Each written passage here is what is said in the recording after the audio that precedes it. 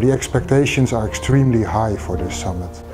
The biggest expectation is that Georgia and Moldova, who are sort of front runners, will initiate an association agreement with Europe that might be signed later, before summer in June.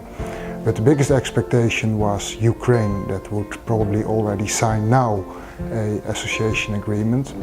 But chances are quite limited for this, which makes the whole summit maybe quite problematic. There will be a lot of high-level leadership from Europe, from Eastern Partnership countries, maybe with very little result to show afterwards, especially because we have heard very little on how the European Union expects to continue with the Eastern Partnership and to really make it effective and valuable in the future.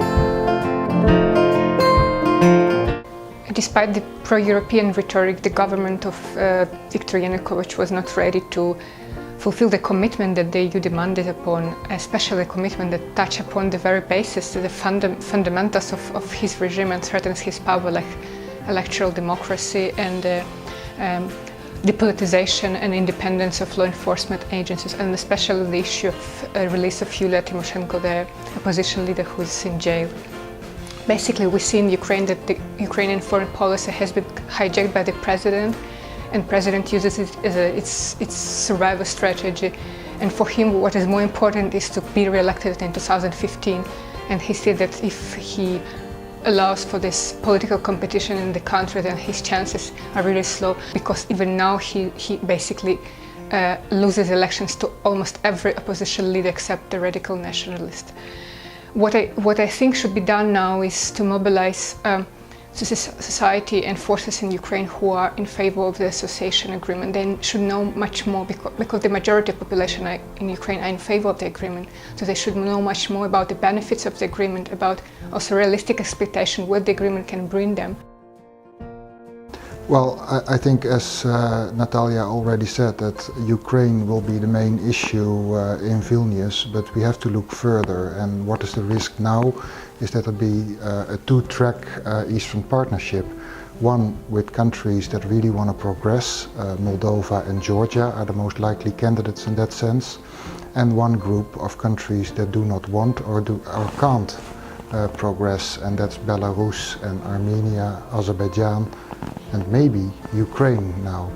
So the EU needs to be very careful that we are not splitting up the Eastern Partnerships between countries that want to go further and those that can't. One very complicated factor here is Russia, because Russia has very severe interest in these countries and wants to see these countries closer to Moscow and not closer to Brussels. I think another important delivery of the Vilnius summit could be a decision to grant Moldova visa-free travel, because Moldova basically accomplished the visa liberalization action plan. The Moldovan government made a lot of reforms and legislation and implementation level to make it come true, basically. And I think what is really important is for the European Union to support Moldova now, so Moldovans can travel without visas to European Union, to the Schengen zone as of the next year. It will be a very strong signal, not only to Moldovan civil society to support pro-European forces in their political scene, but also for all other societies of Eastern Partnership countries, so they see this message that the countries that do well with the reforms get these benefits from the EU, and especially the benefit of visa-free travel that basically is for whole society. These countries are our neighbors, they are also in Europe, and we need to build a long-lasting relationship with them.